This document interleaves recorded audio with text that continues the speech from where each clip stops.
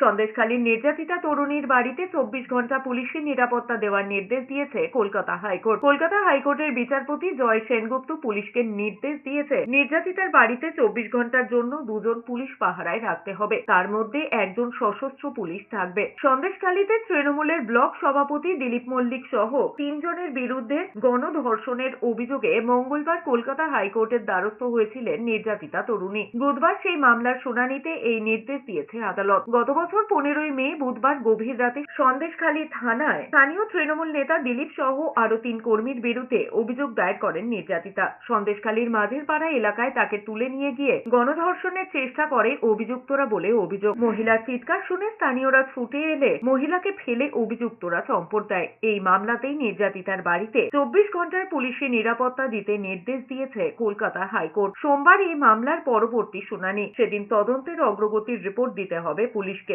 এদিকে রাজ্যের তরফে জানানো হয়েছে তদন্ত এগিয়েছে, চার্জশিট দেওয়া হবে।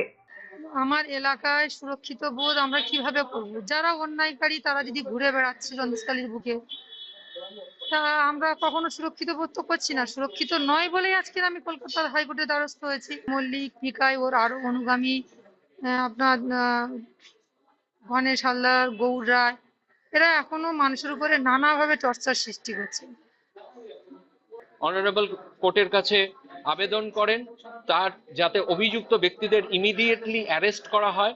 নির্যাতিতার যে সিকিউরিটি, ইমিডিয়েট সিকিউরিটির ব্যবস্থা করেছেন এবং স্বাভাবিকভাবে নেক্সট মামলার দিন পর্যন্ত এই সিকিউরিটি ওনার থাকবেন।